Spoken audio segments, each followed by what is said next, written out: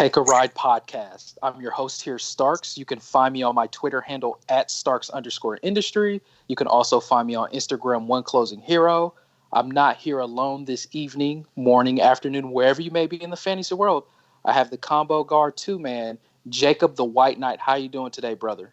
I'm blessed, brother. Blessed to be here with you gentlemen to talk about the sport and just to speak to all you listeners out there. Awesome, man. And we have LT the Sage running the wing 3 spot there. How you doing today, brother?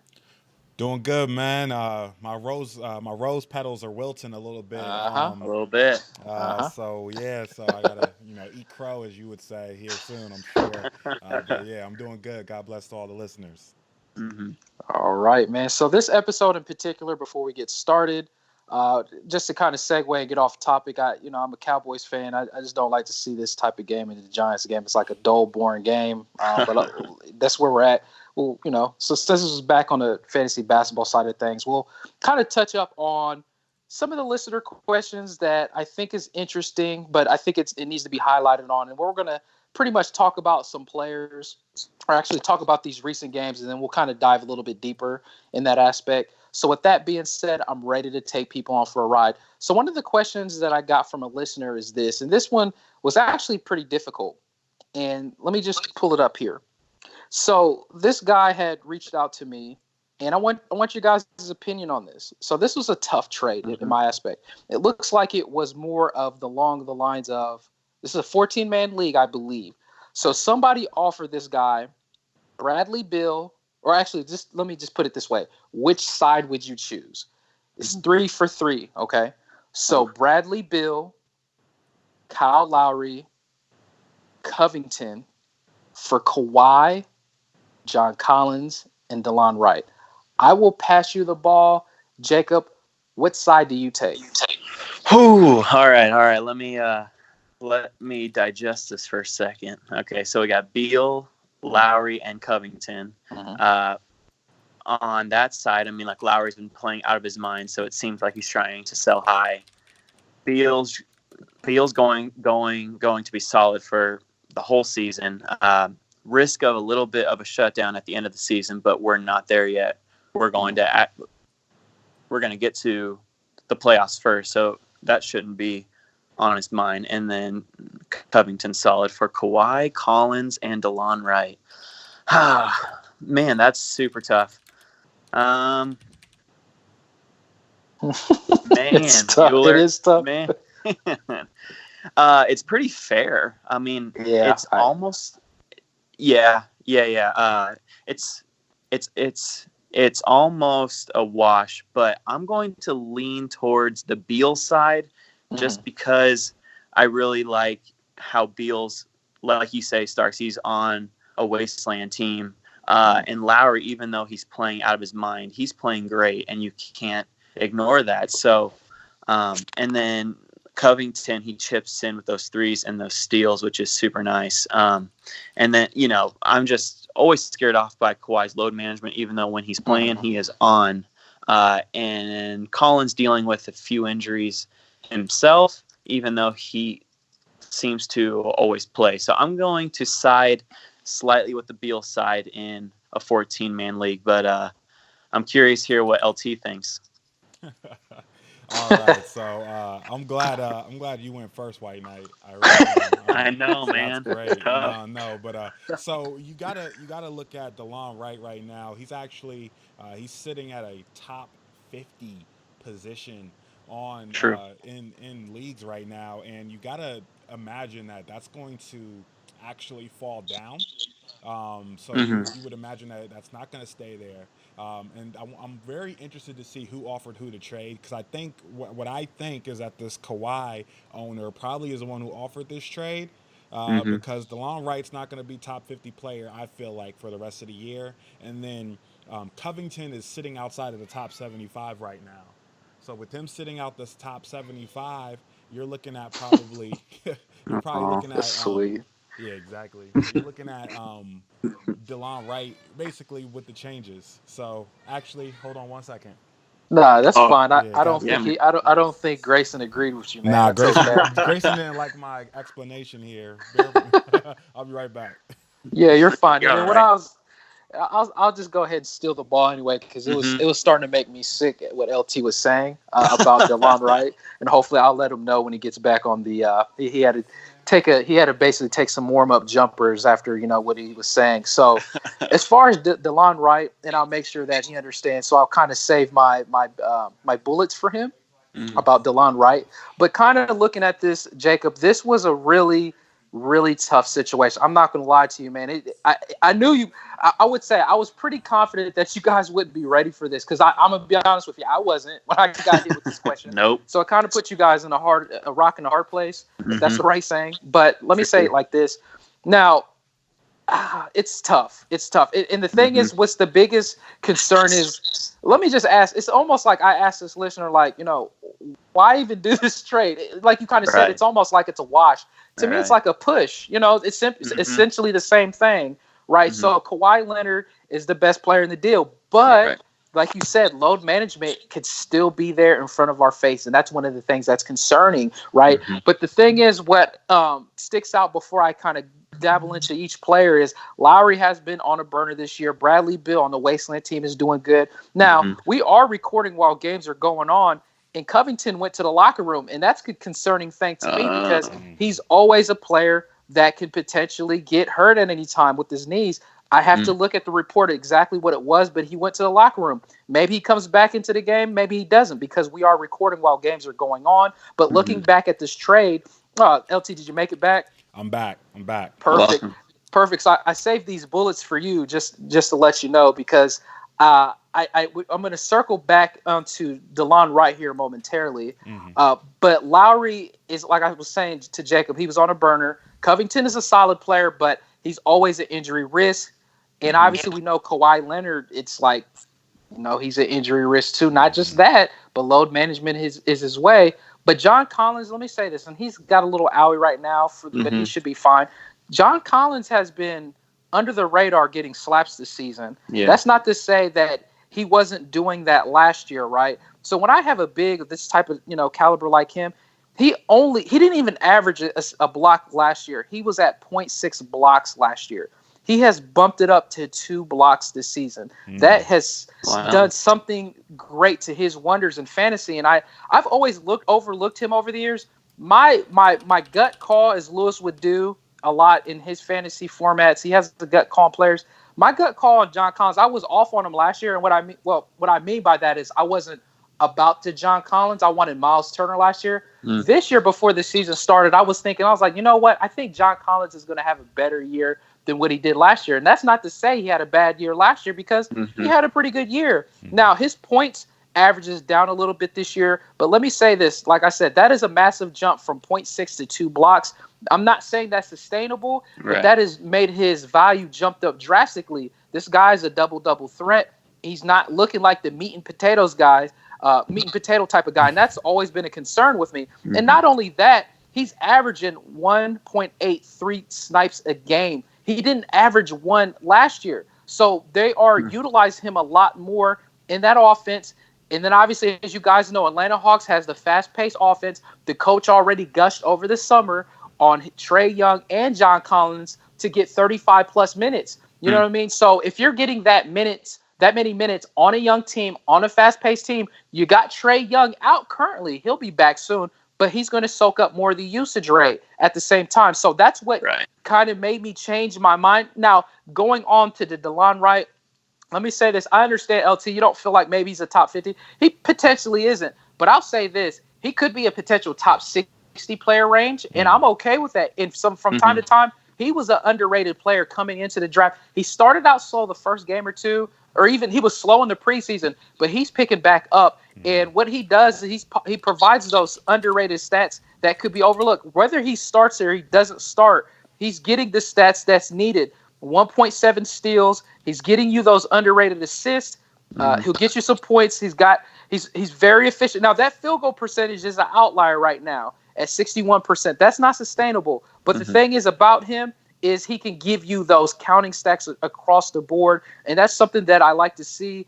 It is a tough it's a tough one to choose what side. And I know Grayson had to kind of pull you here. So before I give my answer on what side I choose, I'll pass you back the ball, LT. What side do you actually choose? I appreciate it. Yeah, Grayson said, "Is it time to come down yet?" I've literally been 5 minutes since I took him upstairs, so I think time warps for him. But anyways, so I was going to touch on DeLon Wright, and I was just about to switch over to covert ops. He did get a little owie, went to the locker room, but the thing about the Beal, Lowry, Covington triple is I like to look at potential, and their potential three to me, their three potential is a higher average amongst those players than Kawhi, Collins, and D. Right now, Collins is doing great right now. Is that sustainable? I actually think it is, based on the team that he's on, based on Trae Young actually taking that next step, getting him more in a better position to score a little bit more this year, and so he's actually running away with his, where you probably got him in drafts right now. But I like Beal. I like Beal to be a top 25 player this year. I like Lowry to be a top 25 player this year. If he doesn't get hurt, that's a big if. Big if, It's right? a big if. And then covert ops, if he can stay healthy, which doesn't look like he is, he could be a top 50 player that gets you, just fills up that whole box, better than DeLon Wright. So that's just me personally. I would take the Beal, Lowry, Covington if this was offered to me by the Beal owner for Kawhi, Collins, and Wright. I probably would take that if everybody was healthy, of course. What do you think, Starks? Yeah. Okay. So I think that's good because, like I said, it's really close for me. But I actually chose the Kawhi side in this aspect, and I can understand it's really, to me, a push. And just like what White Knight had said, he was like, what was that saying you had said? It's a wash. It was a wash. Essentially. Yeah. So I just choose Kawhi in that aspect because for that situation, I'm just going to take the highest upside player. And I know that is a big concern with the load management in front of our faces. And then the John Collins, that is a big, that's a big there. And DeLon Wright is an underrated guard. So you would think hypothetically, well, I wouldn't even say hypothetically, the value almost seems true to the Bill side, but I'm actually going to take the Kawhi side. So it's really almost like a heads or tails. But I was just like saying, like, why even do the trade? Because it's like that's kind of how I look at it. But that's where we're at. So let me go ahead and move forward into another question here that was asked to me earlier. So Kai Bowman, there was a lot of questions. It's like, was he an automatic pickup? I was like, I'll say this, just because I mention a player doesn't always mean you should just drop someone valuable off your team and add them. That's never the case. I just want to make sure the listeners, understand that. I just want to say, because if you're listening to this podcast, of course it's a dynasty type of, podcast, but we dive into redraft and then, LT's more the redraft specialist. White Knight is the point specialist, and I do the dynasty. But we kind of like implement one another. We complement one another in that aspect to give you guys that different style. But if I'm looking at Bowman, I'm looking at an aspect that you're in a deep league and you take a flyer on him. I'm not saying to drop someone along the lines of, I know there's one of the issues like Zach Collins. Someone was just want to hurry up and drop Zach Collins. And I can understand that. It's going to emphasize on how your team build is. But if you're in a dynasty format, I mean, Collins still has a little upside there. It's an unfortunate situation that he's in. Now, if it's an Alex Len type of situation, then I can think maybe you could stream that spot. But I will still ask you how deep that league is. Just don't be so quick to drop a player. But, that's where I'm at. So let me go ahead and move back onto that essentially. So do I drop Kai Bowman for someone like Alex Len? I'll pass you the ball there, White Knight. What's your thoughts? So he's going to drop Bowman for Len? I'm sorry, Alex Len for Bowman. I'm sorry. Oh, okay. And did he say how deep the league was? No, wait a minute. I think it was. And if it's a dynasty? I think this is a dynasty league. Probably about 14-team league, I believe. Yeah, I don't think you overreact right now. If this was a redraft league, I'd say go ahead. But even though even though Len's minutes have definitely been down, he still gets you those blocks even in those limited minutes, and that's been him his whole career. So you knew what you got with him when you drafted him or when you traded for him in your dynasty league. As far as Bowman goes, I actually had him as a top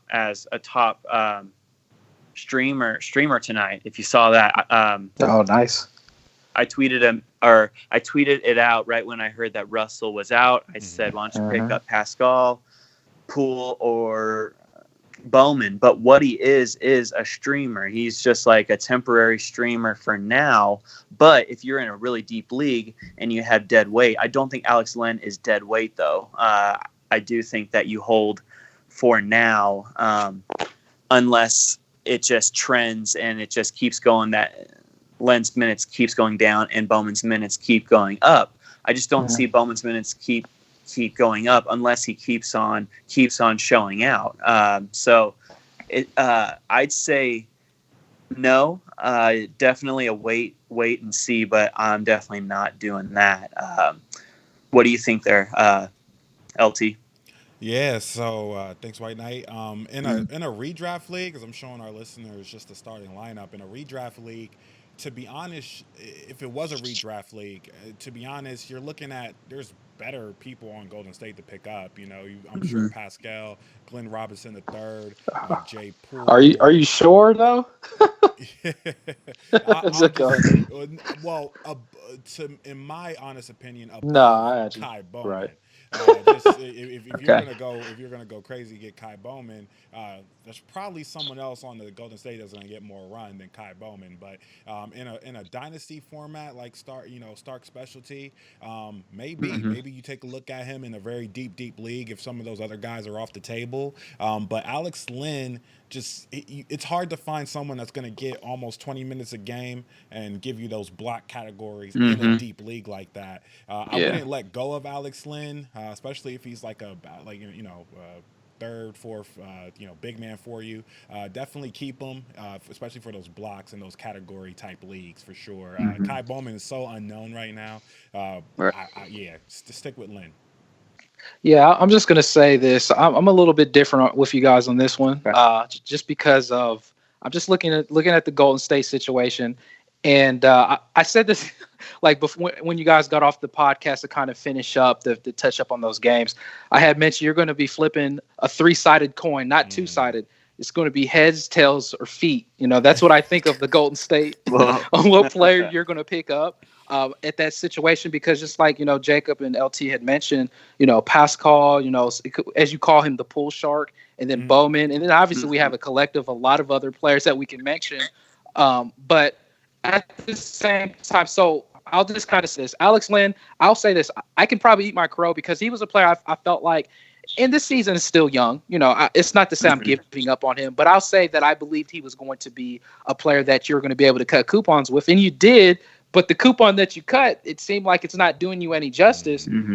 So what's an unfortunate situation with Alex Len, his minutes has been trending down, and that's something that's not beautiful at all. He started the first game of the season, 24 minutes, 20 minutes, 18, and then the last game, 14 minutes. So his minutes is on the downward spiral, and hopefully, that's not for things to come. But I still believe, like, if you're in a more deeper format, in a dynasty format, I would say more of a 16-plus deeper league, then, yeah, you could potentially cut bait.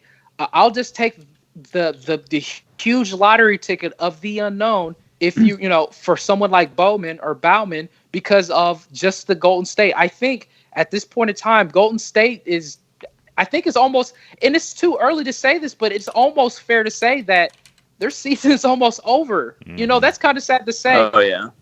Stephen Curry, and I don't want to say that, but I just feel that way. Stephen Curry's going to be out, a minimum 3 months? You almost might as well not even play him. And then Draymond is, he's going to be out for a few games with the torn ligament. I feel like that report came out of nowhere. KD is not there anymore. We know about Klay Thompson not even going to play this season. And it's unfortunate because some people before the season started drafting him and thinking they could put him on the IR spot and be like, oh man, I'm gonna have Klay Thompson in January, February. Boom, I'm gonna blast people in the playoffs. But guess what? He's not gonna be there this year. You know, that's a sad report. Exactly. Oh man, especially now. So someone in Golden State, and I'm like I said, there's nobody that's going to be a world beater there by any means, but maybe someone can formulate. And just like you guys had mentioned, there could be, obviously, there's probably someone better than Bowman, but I'll just take the risk just because of Bowman had, I think, 38 minutes last game, and that's just a small task that I was able to pick up, but that doesn't necessarily mean he's going to get all the minutes because, again, you're playing musical chairs there. So let's go ahead and jump into the games here. And actually, this is this is a fun game to talk about here. We were tweeting about this earlier, wasn't we? Washington wins 115 to Detroit 99. So it looks like the pizza guy, Isaiah Thomas, gets the start. I will pass you the ball there. Jacob, what is your thoughts on Isaiah Thomas starting in this game, man? Yeah. When I saw that, I had to let you guys know. I'm sure, it's just, like to have someone start on a wasteland team, that's nothing to take lightly. And I know that LT and myself, we've been ragging on him for good reason, but Starks here, man, he stood firm. I'm proud of him. Eating some crow, even though he didn't have a great game. As long as he's starting, better games are absolutely going to happen as long as he stays healthy. That's always an asterisk with him. I'm always scared. I'm always on edge. But, hey, he's healthy. He's starting. So as long as you cut bait with someone with just like dead weight to speculatively add him, then you're sitting pretty right now, and congrats to you for doing that. Tonight wasn't a great game. He was 4 for 12 with 9 points, 6 assists, 1 steal, and I like those stats, the steal and a block. And I assume his minutes are going to stay around there because the Wizards aren't interested in pushing him and him getting an owie, like you guys would say. So, he has some value right now. Absolutely. So I'm going to pass the ball to LT and see what his thoughts are. Yeah, so the pizza guy, right? Hey, it's like he's delivering. It's like he delivered pizza, but it was cold. Little Caesar. Yeah, Little Caesars, cold Little Caesars pizza for you. So he did get the start, so that's good. And it's funny. It's funny the parallels. This is Starks guy, and he's very much Rose-esque is what I will say. That's true. On a minutes limit. He's been producing, surprisingly, and there's going to be some games in there somewhere where he doesn't do anything, and it's better that he's in the starting lineup because he's going to get more opportunities, and I still like him in that spot, and I think the Wizards needed an infusion of offense, a little bit more offense, so they put him in there, but Troy Brown actually played yes sir minutes, and he did amazing for you. Hit all of his free throws, 10 double with 3 swipes. So I mean, even though Isaiah Thomas is getting the start, don't think that those bench guys won't get run because he's still on a minute cap. Definitely keep that in mind. I was looking at the rest of the team. Orochimaru, he did okay. What's up with his minutes there? Yeah, only played 16 minutes. Did he get an ouchie, or I didn't see anything. So he just okay. But he did well in the amount of minutes that he was there. He did decent. So T. Bryant still giving you that pretty much a sniper game, efficient and 1 block. So he had an all right game as well. Starks, what do you feel about T. Bryant and Bradley Beal pretty much carrying the Wizards here? Oh, I'm going to talk about them, but I got to talk about Troy Brown because I don't know if you guys, I don't know if y'all remember. I talked about him last episode. I don't know if you remember that. Yeah. So real quick, because we're recording while games are going on, a report came back out that Covington's on the floor with warm-ups, taking shots. So there's no official word if he's coming back on the floor. But I will say on Orochimaru, I don't know what happened there with the 16 minutes. So he didn't. I looked at it; he wasn't hurt or anything. So I'll tell you what probably happened. It was because of Troy Brown Jr. Yeah, Troy Brown Jr. is a guy that I've always said, at least in the dynasty format, and honestly now he could be a player that I'll be honest, I'm gonna be aggressive on if he's available in a shallow league. However your team is built, if you have a weekend bench player, bottom of the barrel type of player, then I'm going to be aggressive to add him because he is a player that can provide these unique stats. In this game, I'm not saying this could be a potential outlier, but the thing is about him, you give him these minutes, he's going to give you interesting games like this.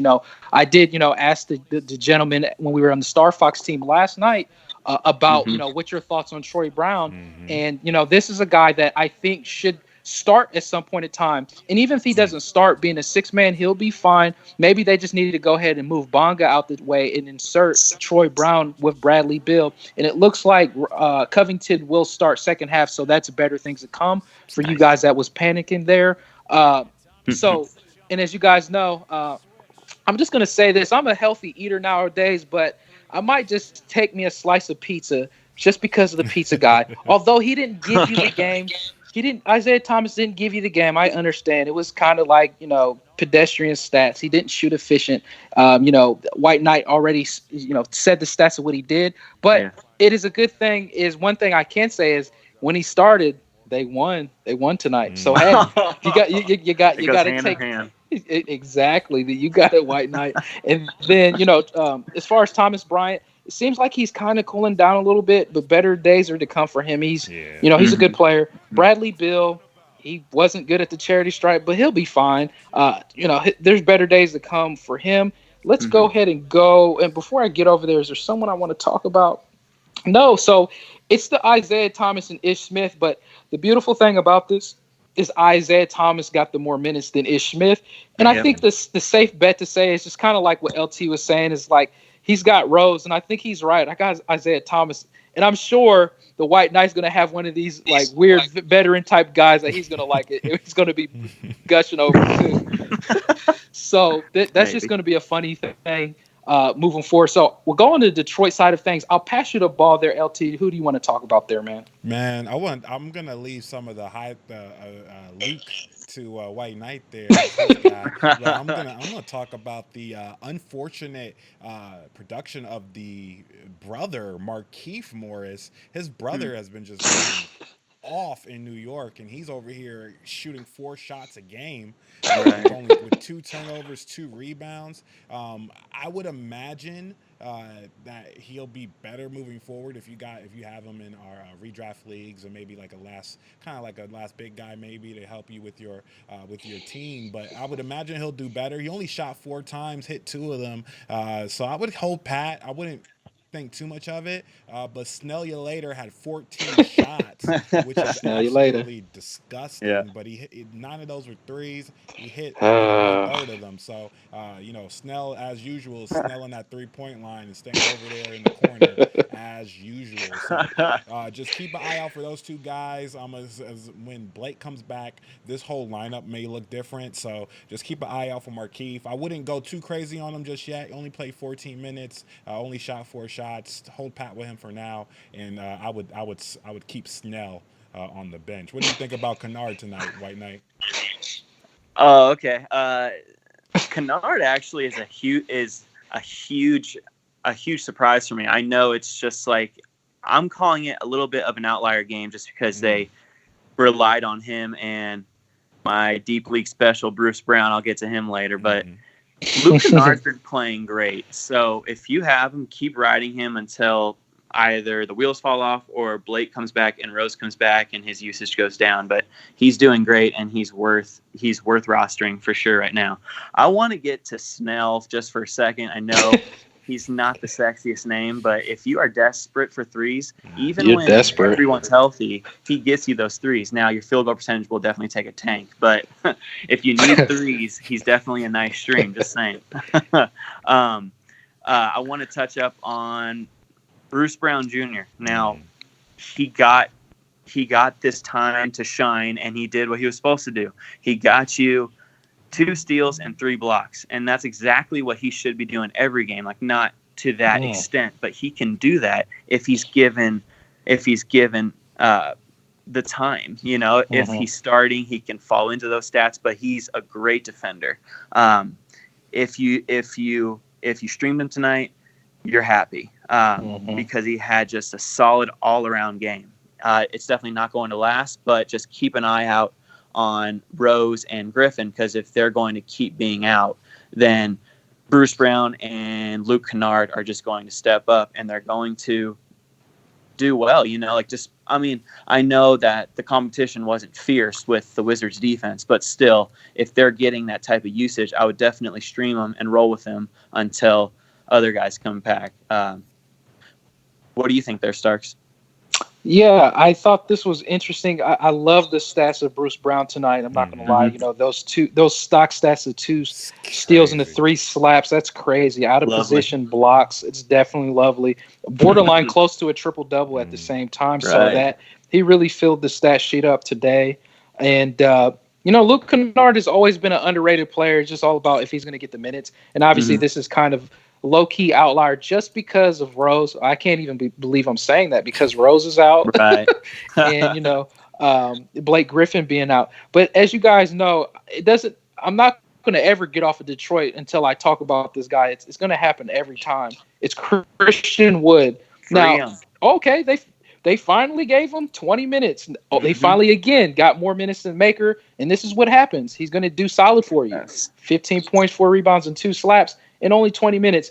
The thing is, imagine if this guy gets 30 minutes. Of course, it's not going to be likely for that to happen, but he's going to provide some solid stats for Detroit. Just stop playing around with this Thon Maker, because some games they still want to have Thon Maker to have more minutes than Wood, but that's unfortunate. And then, Andre Drummond, we already know he did Andre Drummond things. We just kind of surprised he didn't get the 2020 vision, but 24 rebounds is nothing to ignore, right? He shot terrible. He was inefficient. So he made all of his charity shots though. And he sure did, man.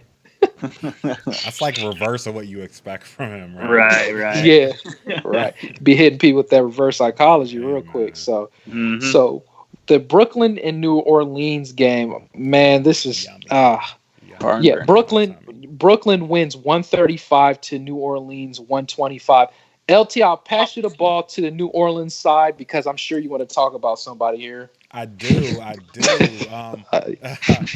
man. Brandon Ingram. Yeah, of course. The beginning of the game, they actually he was actually maybe questionable to play today. He went ahead and took it a minute ago, and thank God that he did. 17 for 24, 5 for 5 from the charity stripe, 5 assists, 5 rebounds, 2 steals. Didn't get you a block, but he had 40 points. I told you guys in one of those last episodes, this guy is for real. You can't deny it now. 40 points, 20 on efficient. 17 for 24. This is crazy to me. And so, and you look at the stat line for the rest of the team. This is just for my basketball buffs there.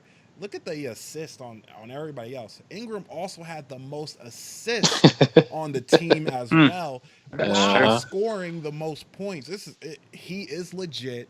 He's looking to take that. I don't think this is his. I think this is his junior year, maybe 3rd, 4th year. He's taken another step. He seems to be playing a lot better. Definitely ride Ingram, especially where you drafted him in redraft leagues for sure. What do you think, White Knight? Yeah. So it's his 4th year. Okay. And dude. I've been off of him. I just keep telling everyone to sell high, sell high, sell high. I'm not actually going to back down from that, even with this incredible stat line. I'm not taking anything away, but when Zion comes back, I just don't see him sustaining this. But I'm not taking away anything. He is lighting the world on fire. You ride him until he comes back, and like if you can sell him for a top 10, top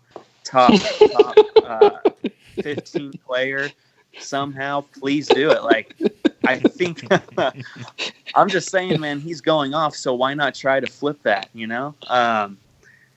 If anyone, I think you, LT, said that somebody offered you what trade?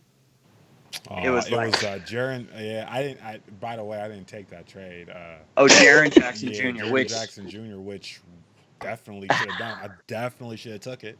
I should have jumped now all it's over looking that. tough just because he's hurt now, right? So Yeah. So I mean, that's tough, man. Hindsight for sure. So I'll give him his props though. He's killing it. He's Stark, you but it's guys. so funny, man. I just don't get it. You guys.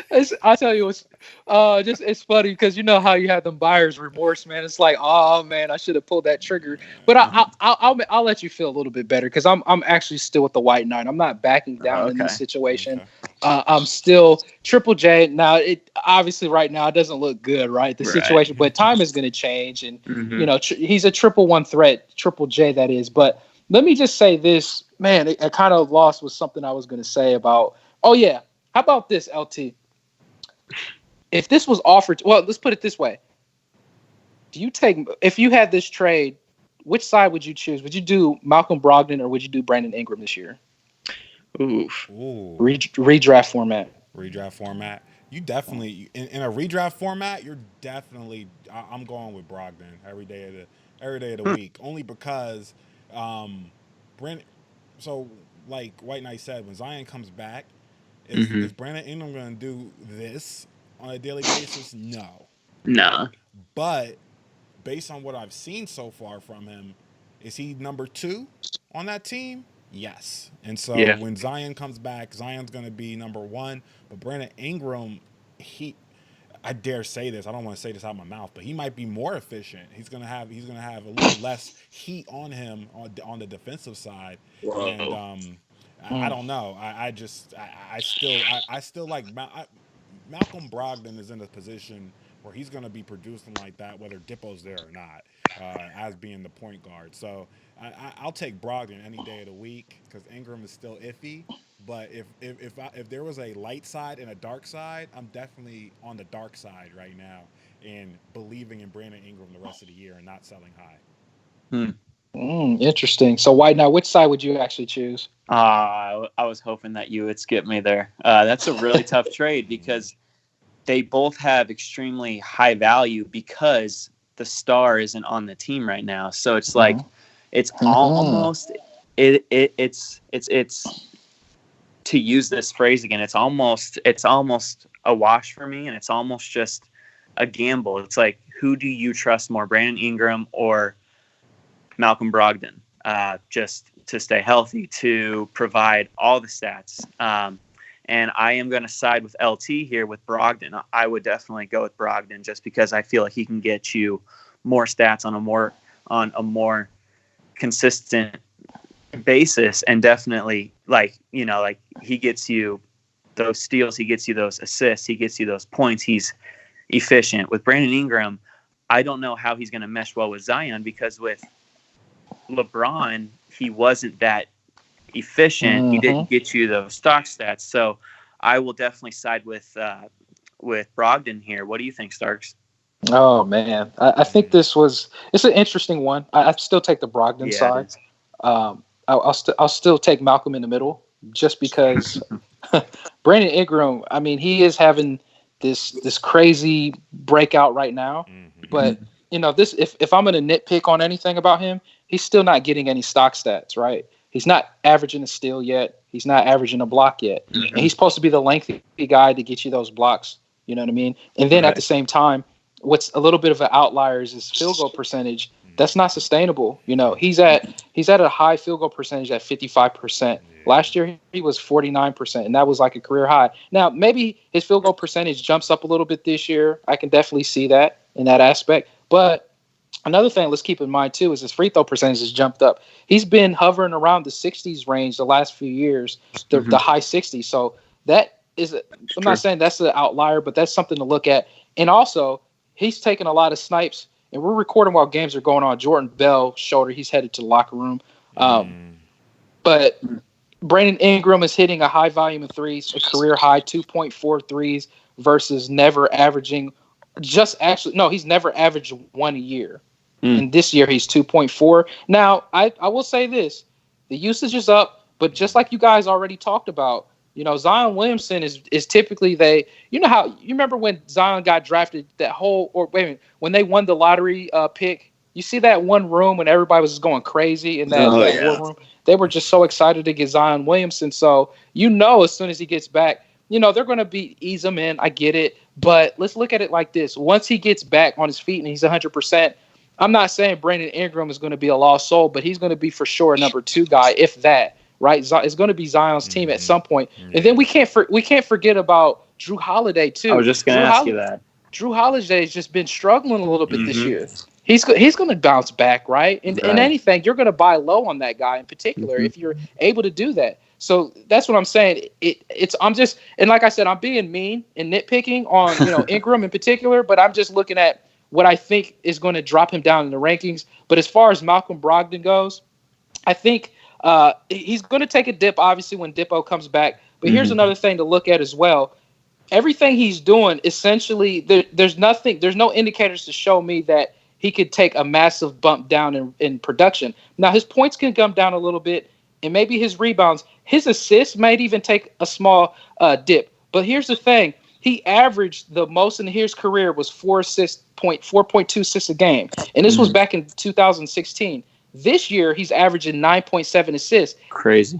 And that's not sustainable. But, hey, even if he averages 6 or 7 when Dippo comes back, that's still massive, right? And then, check this stat out. His field goal percentage is 46%. He's always hovered around the high 40s, so like 48 to 50. And he was 50% last year. So that's not an outlier that he's shooting. And then, obviously, his free throw percentage, he's pumping up the volume low-key at the free throw shots. Yep. That's a career high, 5.7 at the charity stripe versus the most that he's had in his career was 2.4. So he's being more aggressive. That is something I love to see. Any player that is more aggressive to get to the charity stripe, that tells me one thing tells me a couple of things. His usage rate, the more the coach trusts him.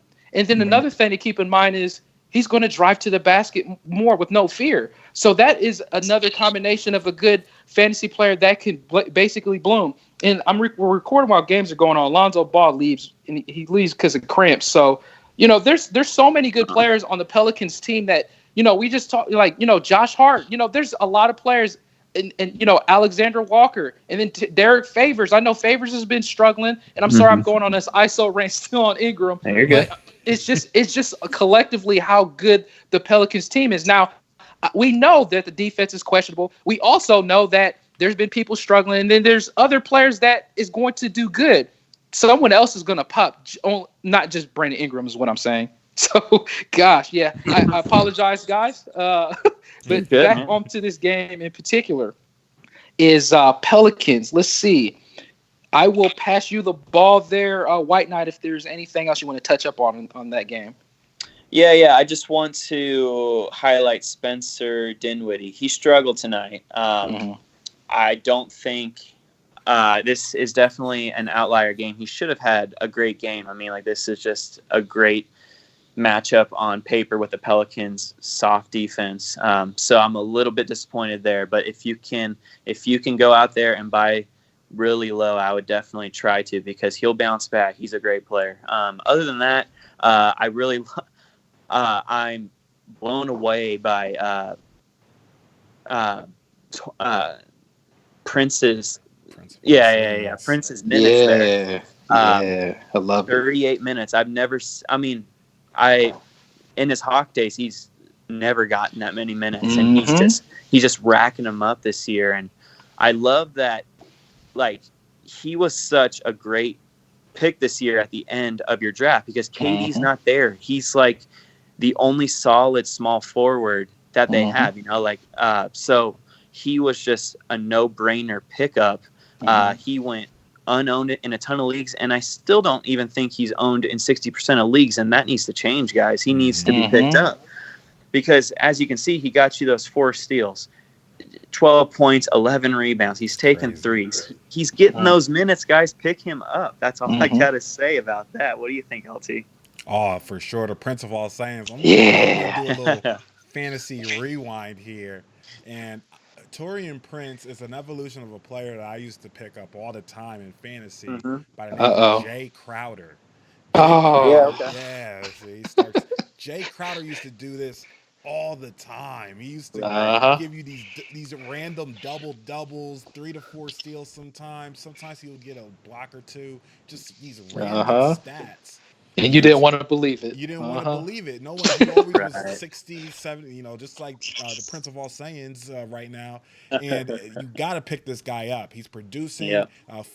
This is the thing. He could get you maybe 1 steal, 1 block, 1 game, but then middle of the week, look at this, 4 swipes. That is so valuable in category leagues. And then he just throws in a double randomly. Stuff that you look back and you're like, how did I win that week? Prince. A couple other. Karis LeVert played really well tonight. He wasn't too efficient, but he played well. Got to give a double shout out to Jared Allen. He got the minutes tonight. Rather than DeAndre Jordan, keep an eye on that matchup. That's unfortunately Jared Allen, to me, watching the games, has the better talent. So he needs to be the one that gets the higher minutes than DeAndre. DeAndre's on the last leg. I just think they need to get Jared Allen. I think they realize that, and if they start winning with him out there more, I think he's going to not run away with the job, but get closer to 30 minutes here. And then. Yeah. Kyrie. There's nothing really to say. He is killing it right now on a per game clip. Going off 11 for 11, Harden-esque free throw performance tonight. He actually was efficient. Only issue was his turnovers in non-cat leagues. You're probably upset with that, but if you have Kyrie, you already know the deal. He did great tonight. So what do you think, Starks? Anything on the Brooklyn that you wanted to touch on? Hey, man, I appreciate you guys gushing on the Prince of All Saiyans. I really appreciate that. I will say this, though. This may be a pretty early statement here, but I know they're playing the hot potato game with Jared Allen. But in a redraft format, I'm going to let the listeners know I'm okay. Pretty soon I'm going to be okay dropping DeAndre Jordan in a redraft league at this point in time. And if you want to do it now, I'm okay with that, too. Just to be honest, because although they might switch it off and on, just like what LT's saying, by this game in particular, they won with Jared Allen playing 30 minutes. Stop beating around the bush. Let the man play, and let's get it going, right? Mm-hmm. So, and like I said, you guys said enough on Taurean Prince. I don't want to hurt the listeners' ears already about it.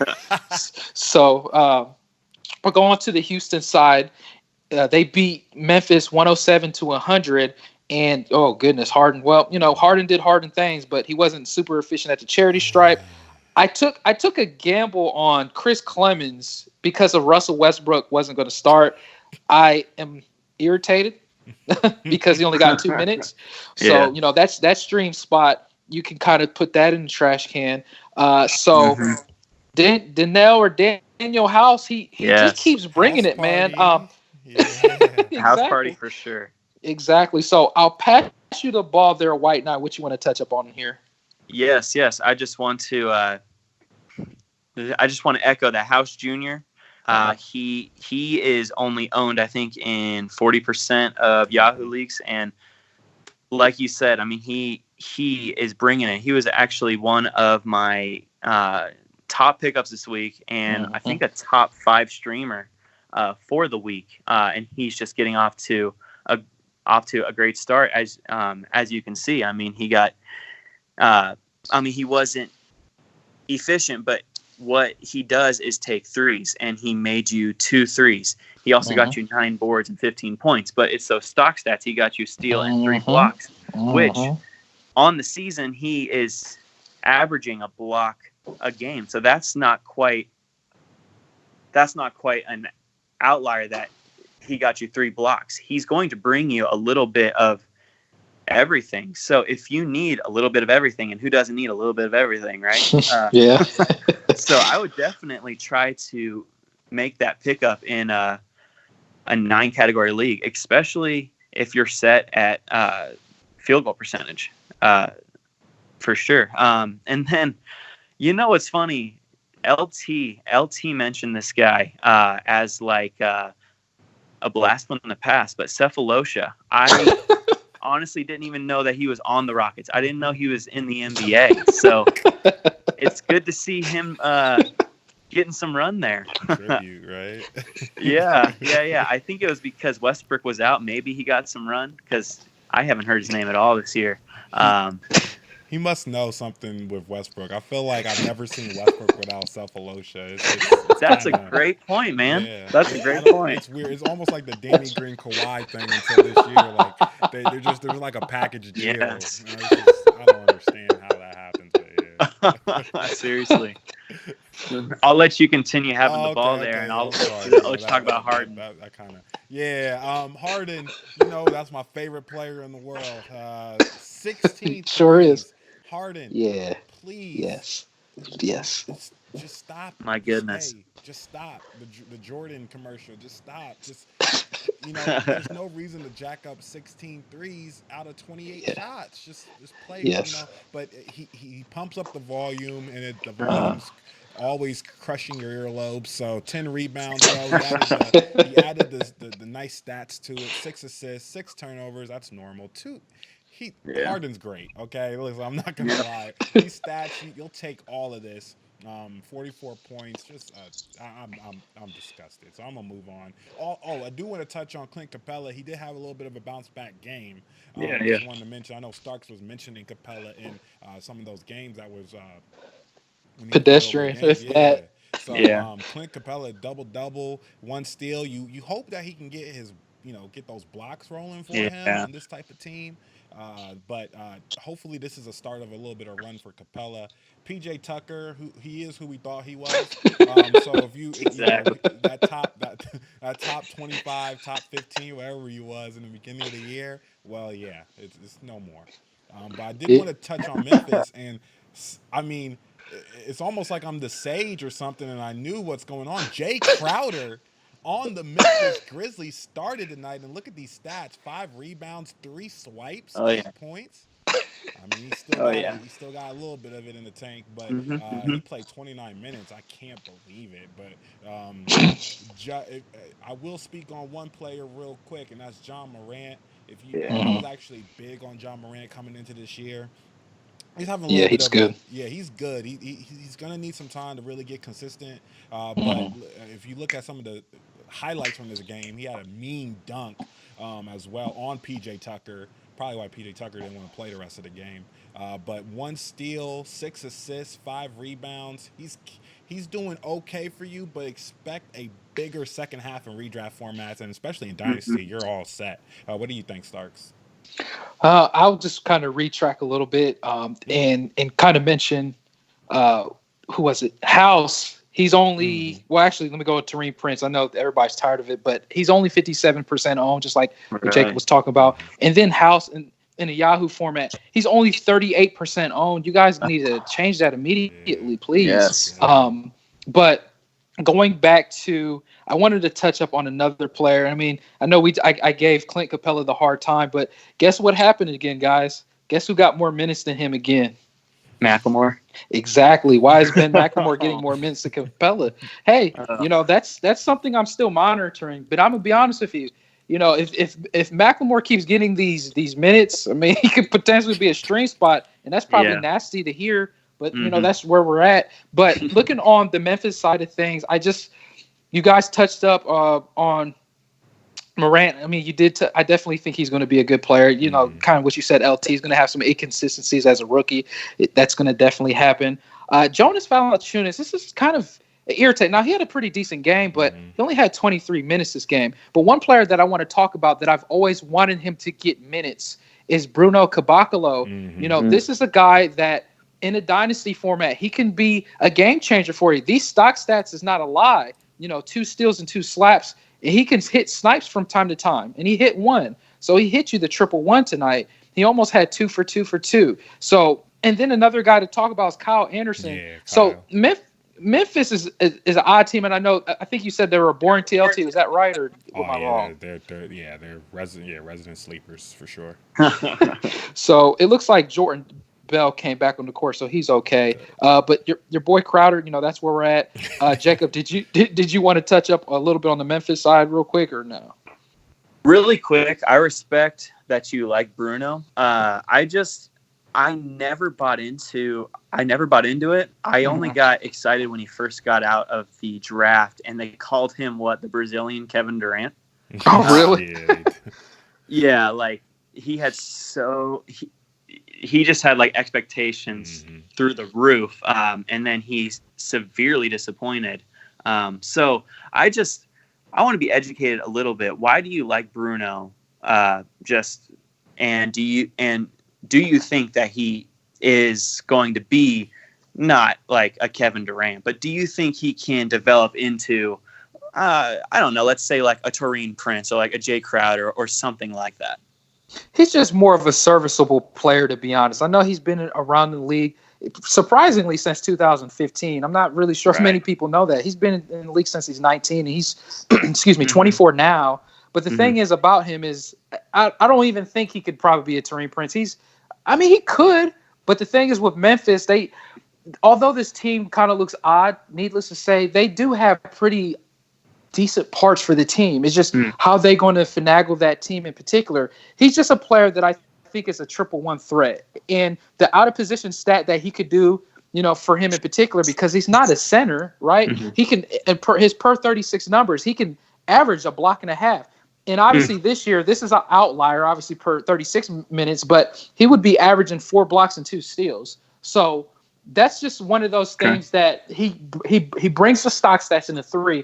It's not someone I'm getting excited for, but I just know if you gave him the minutes, he would do well for you, number one.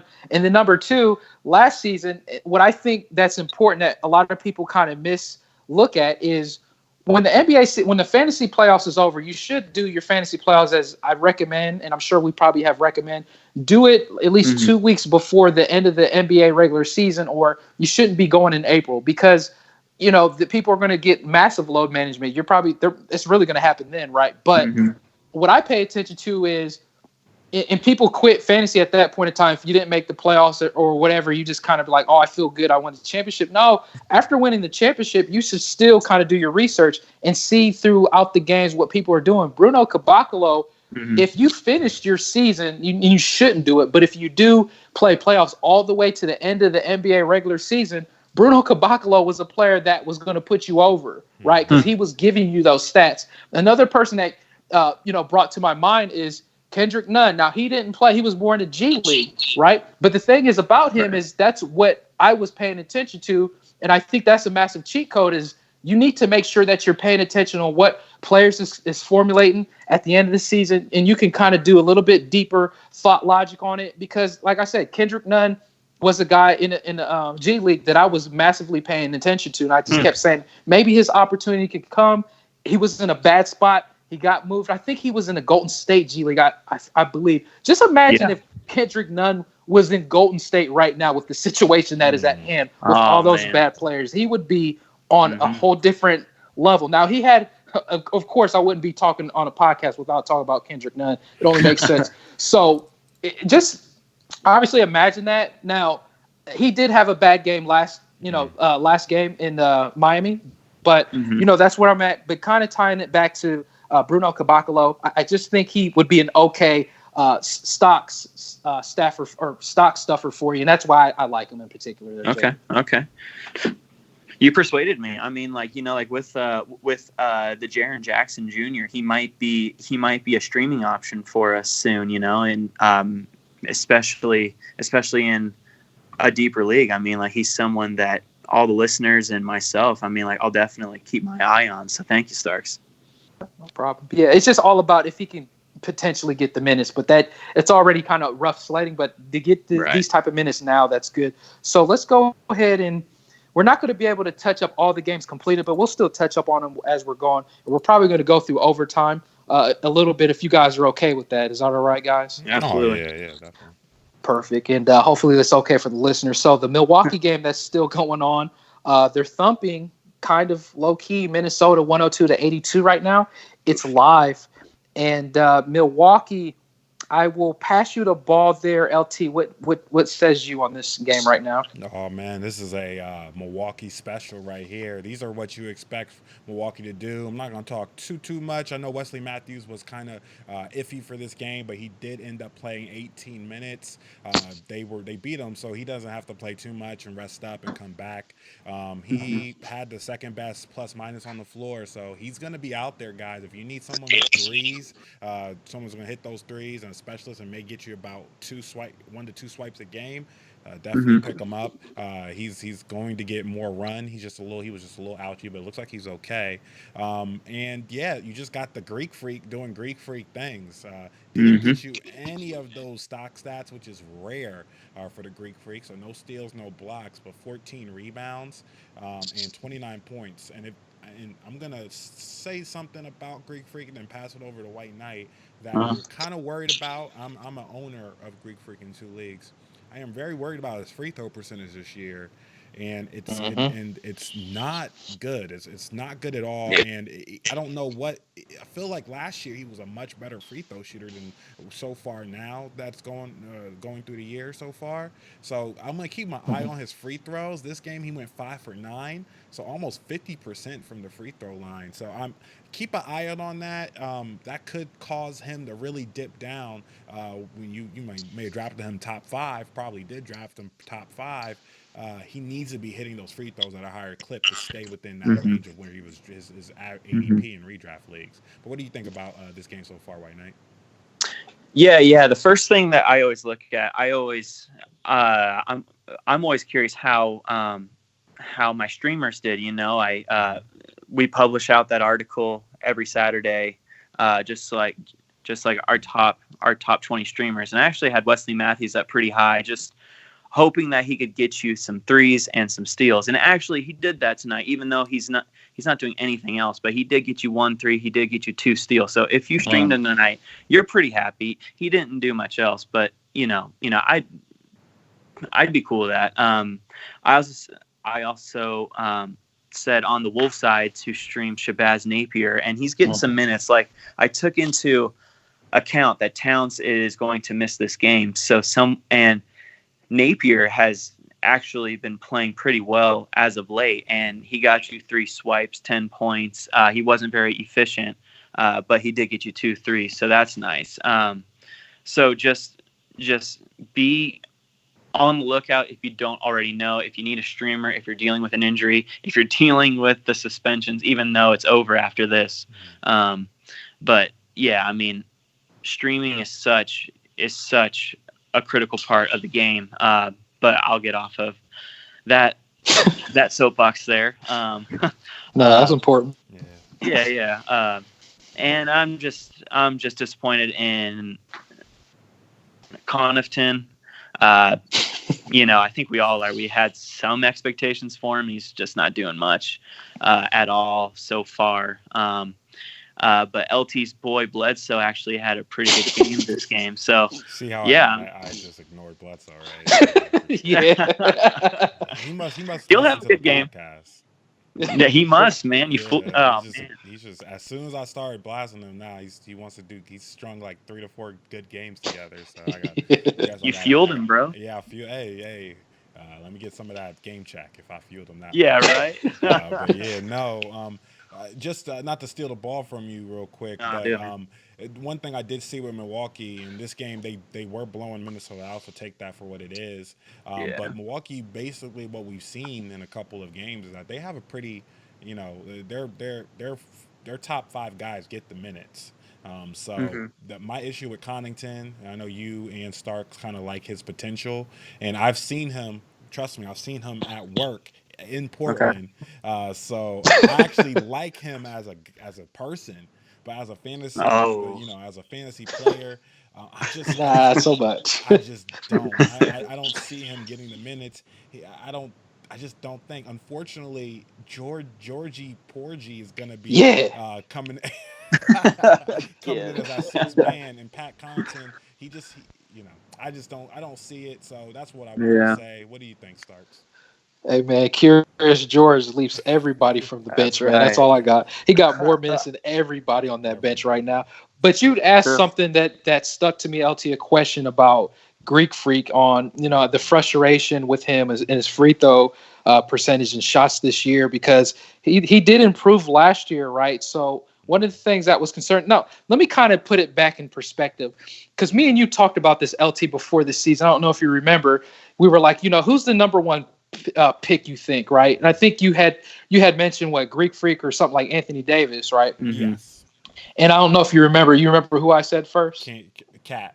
Carl Yeah. Anthony Yeah. Towns. Right. So here's the thing. Now, I love Greek Freak. I love all the top tier players, right? But the thing is, what I was concerned about, and honestly, it's not just you, but a lot of experts also felt like in a dynasty format, it was like Greek Freak, it's easily number one. And I was just like, I don't know if I can do that yet, just because, Right. he made the steps in the free throw percentage a little bit last year. And I felt like, yeah, that's cool. I believe that. But what it was concerning about me is his jumper, it's so tough, man. Obviously, if we know if he had a jumper, if he had like a far, if he can hit more snipes and he can, hit free throw shots, he would be easily the number one player. There's no ifs, ands, or buts about that. But he just, as I'm looking at, I was just like, hopefully he can practice it. And sometimes people just can't get a jumper, and that's okay. But I just look at it like this. The thing that's concerning with him in particular, because I believe that's a really good question. So it's just like, he's shooting worse in his career at the free throw line right now at 61%. And he's always been the 70s, ho hum, as White Knight would say, the ho hum, like the 70 range, mid 70s. But here's the thing that's kind of an unfortunate thing. When you're pumping up the volume at the charity stripe and you're shooting this poorly, you already know you're potentially punting that free throw percentage with him, right? So if you're going to draft him, you need to know, you in a 9-cat category league, then you need to change your mind on how you build your team, because Cat, he doesn't hurt you anywhere, essentially, right? And Cat is going to get you more assists this year. And that's what I felt like this about him. With Jimmy Butler gone, you're going to get a more assists with him, potentially, right? He's averaging already 4 assists. And then, they're running the offense through him as well, too. Right. And then, and I'm sorry, I'm getting on the soapbox rant ISO on Cat, but he's the number one player still in 9-cat category leagues, and he's been suspended, right? Right. Not only that, he's shooting 63% at the charity stripe. That's an outlier. He's an 80% or better free throw shooter. Now, what is an outlier is them steals that he has right now, 2.8 steals. Yeah, that's not sustainable. We know that. And maybe those 3-pointer shots, that's not sustainable, 4.5 3-pointers. But he is going to be the engine of that team. And honestly, I don't know why. Every time, someone kept asking me, who do I take number one? They kept saying it's easily Anthony Davis, or Greek Freak. I'm just like, gosh, where's the love for Cat? Like, there is no love for Cat at all. It was just more like, I'll get Cat in the 4th or 5th. And as I kept looking in one of the listener leagues, I kept seeing Cat drop in a 20-man league. It was like the 5th spot. I'm just like, are you kidding me right now? Crazy. I don't know. I just don't know what it is. People are just out on Cat. And another thing, I wrote an article on it about him in the newlifefantasy.com. Guys, check that out. Like, one of the best abilities is availability, and he's typically on the floor, right? We know Anthony Davis, how many times he's going to be off and on the court. Greek Freak hasn't been 100% all the time. He's been playing through injuries too at some times, and he's been taking load management at times throughout the year. So, but going back to, your question with Greek Freak, hopefully things get better for him at the charity stripe, but, that's kind of where we're at. Going on to this game in particular, so Minnesota, I'll pass you the ball there. LT, what's your thoughts on the Minnesota side of things, man? Yeah, so Minnesota, to be honest, not too much, to be honest. They need Cat back to really, Yeah. to be honest, to do anything in these games. To be honest with you, they're 4-1 still. So they're playing actually really well, and they're still in the, somehow winning games without him. I will have to say we do give. I am going to eat my crow. We do give Wiggins a lot of flack on this podcast. Yeah. I got the listeners looking at his lovely mug right here. And, Nice. he's actually done really well this year in points league formats specifically. He's actually doing really well. He's actually getting you. He's actually almost averaging a block a game as well. So he's not terrible. Okay, you hate to see these pump up the volume stats though. He just, the amount of shots he takes, the amount of shots he makes is I just don't understand why he has the green light like that. But somehow he's still getting you 23, 21, 19, Hmm. 25, 21. He's averaging 20 points on the season, averaging 5 rebounds and at least 2 assists. So in point leagues, he's a gem. I mean, where you probably picked him up Oh, in yeah. that, and he's going to continue to do that even when and those most of those are with cats in the lineup still. So definitely with Minnesota, that I got to give Wiggins his props since we always like to rag on him. But yeah, that's pretty much it. Everything else is unfortunately no cat, so no cool stats to look at. What do you Hmm. think, White Knight?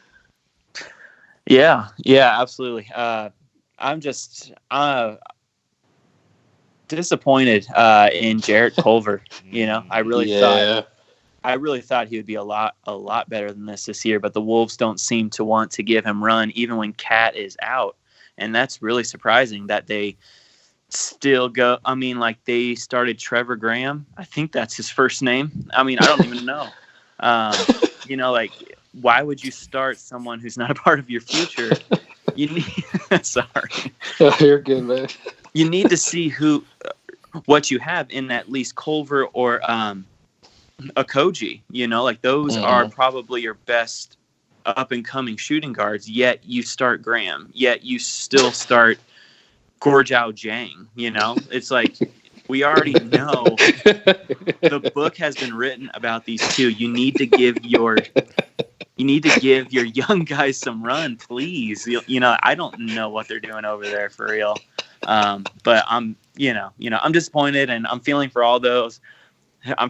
all those dynasty owners who drafted Culver in hopes that he would help you guys compete this year, because it looks like he's just going to be a project all year. And you have any thoughts on Culver there, Starks? Yeah, I was actually about to steal the ball. Thanks, man. So Okay. Culver, he actually had a good game last game. They allowed him to get 26 minutes and 20 points and 5 rebounds. And it's just kind of crazy. Like, they just pulled the rug underneath his feet for this game, which makes no sense at all. Let him get the run. There's got to be something that, they don't like about it with the situation. And then, obviously, when you talked about Okogie, I think that's another talent that I'm absolutely with you. That's why I'm probably even laughing harder. It's like, I don't even know Trevion Graham. I don't know who that is either, man. No. And then, Gorgie Porgy Dang, we know about him. Like, and to be, fair, Dang is a decent player. Wait a minute.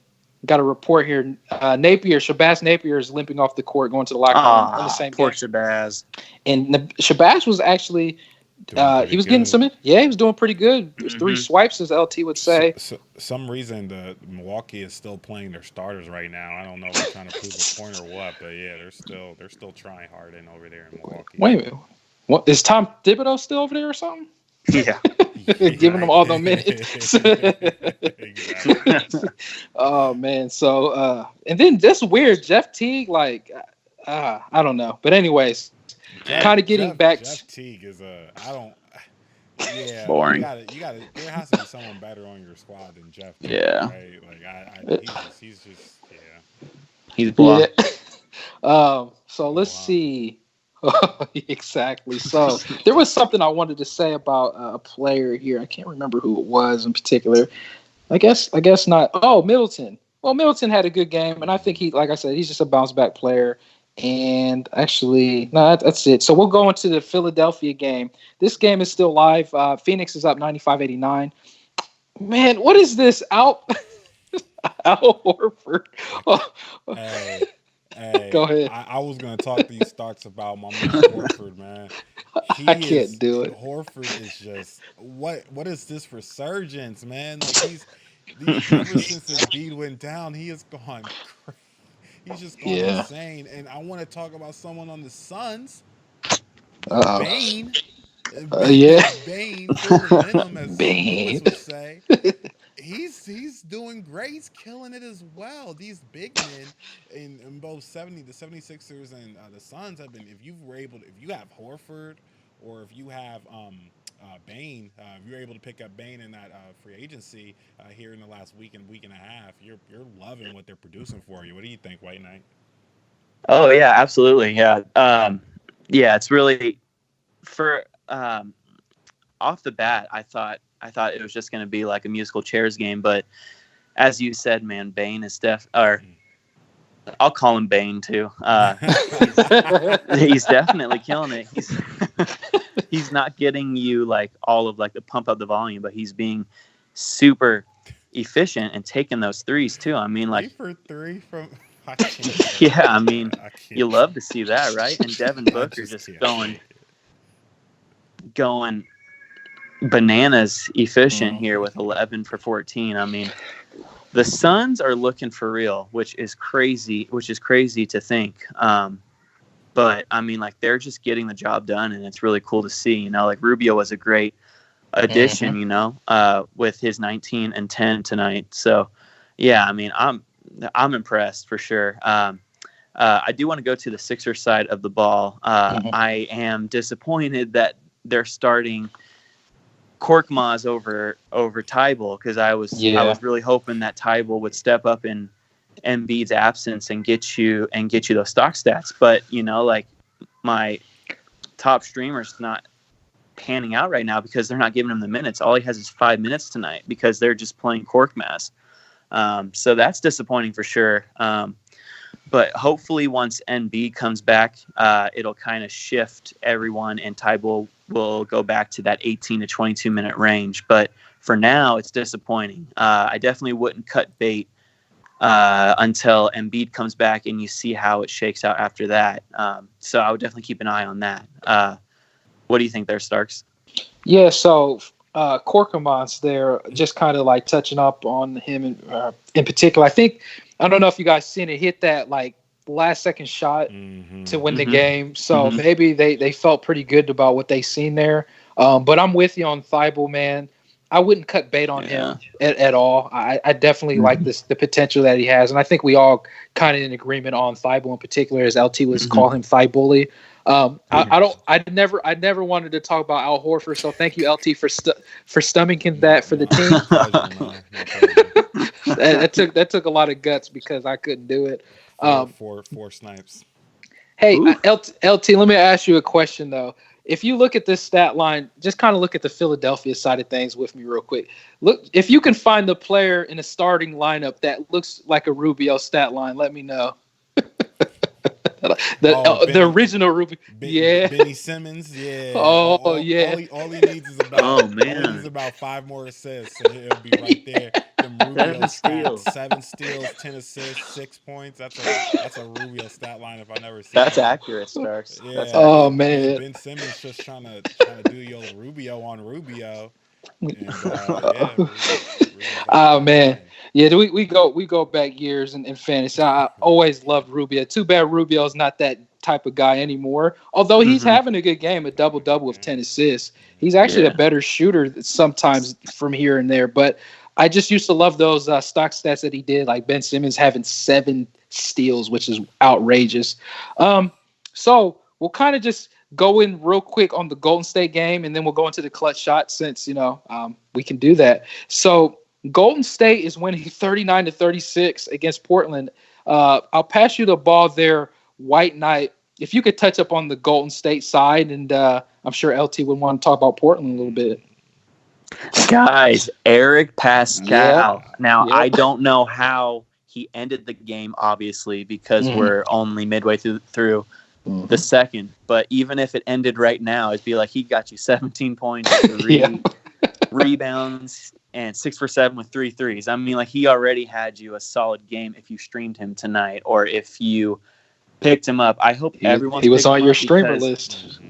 That's right, buddy. That's right. Yeah. So, I mean, he's one of those guys that I said absolutely stream him, but think about keeping him just because all of these injuries, like with Curry, with Green, with Russell, everyone's just dropping like flies, and all there is left standing is Pascal and Poole and a bunch of flyers like Bowman, and players like that. So keep him. If you streamed him, keep him. And if you are the other 62% who are in leagues that he's available, pick him up and just ride him until Green comes back and see how it shakes out. But until he comes back, it's Pascal's team, it looks like, and I mean, I may be jumping the gun there, but he's killing it. And Kerr keeps gushing over him. So that's I'm going to get off my rant. But Pascal, add him, barring any injury that might have happened, like right now he's perfectly healthy and he's killing it. So add him. That's what I got to say. What do you guys say, LT? Yeah, quick question, fellas. I don't remember seeing anything. Is D'Angelo Russell, did something happen to him, or? Oh, it's one of those injuries that the Warriors are making up right now, so they can get a better draft pick. Okay. I'm looking. I'm like, where's D'Angelo Russell? I'm like, Poole Shark starting, Bowman starting, Pascal starting, Robinson. I'm like, this is. I know it's a college team out there. And guess what? The Blazers are still going to find a way to lose this game, I'm sure. That's what's so great about it. Okay, I'm going to go on a quick ISO rant here. Why is Anthony Tolliver starting for the Blazers? Tolliver and Company. Tolliver and Company, right? I don't get it. Why is he starting? He's not good anymore. He's a big guy. Please put Bazemore in the starting lineup. Put Skull Island. I don't care. Skull Labissiere. Yeah. He's on you. No, he's on you. Put him in the starting lineup. That's a good point. Alec Burks just hit a 3-pointer on us. What is happening right now? Nice. Anyways, just to actually get into some fantasy relevance, don't pick up Tolliver in redraft formats. Don't pick him up. The main guy that I'm hoping that actually I'm disappointed in so far this year on Portland is Anthony Simmons. He has a couple of games that he's jumped in there, especially in Dynasty. If I was in any Dynasty leagues, I would have jumped all over this guy. But he's just not having the type of impact I thought he was going to have at the beginning of the year. They really need to get him into more of a rhythm in Portland there. So I would still hold him, especially in redraft leagues. If there's a better Pascal even, I'm saying this, but if you have Anthony Simmons and Pascal's out there on your waiver wire, I would make that switch. He's just not getting the minutes, and unfortunately, he's ahead of Lillard and McCollum are minute hogs, so they're going to be taking up the most of those minutes. You know what? Put Pau Gasol instead of Tolliver out there. I don't care. He's hurt though. He's hurt. That's right. Sorry. Yeah. Nasir Little. Just anyone else instead of Tolliver. He is awful. Anyways, go ahead, Starks. Take it from here. I'm sorry, man. Oh no, man. You needed to get it out, and and to be honest with you, man, I would just because we have a rivalry, I'm gonna pick up. Whenever we play each other, I'm going to make sure I use Tolliver and Company against you. I'm going to stream him on the day for you. I remember we used to do that. We used to do that. Risky. Other people hate it. Yeah, that was hilarious. Yeah, someone that makes me think is like Vince Carter's like my special. Like I use Vince Carter like every year on a fun match, just like after pumping an opponent. But I'll say this, this was going to hurt your ears too. On top of that, LT, in a deep dynasty format, I actually streamed Tolliver and Company just because he started like a few days ago. He's getting the minutes. He shouldn't. Go ahead. Okay. Shouldn't, but hey. But Golden State, real quick, I'll say this: the Poole Shark, your boy, the Poole Shark ain't doing it right now. Like I said. It's the Golden State. It's the musical chairs there. But hey, Bowman, he's getting the minutes. The thing is, Poole, Pascal, Bowman, right now, it looks like because obviously this game is still going on, but the minutes are getting more accumulated towards them. And then I know LT was just like, where's D'Angelo Russell? It's like he's got a right ankle owie, I guess, right? So he's missing missing his second straight game. So get your tanks ready and drive through. Get the cannonball. Get your tank tops out.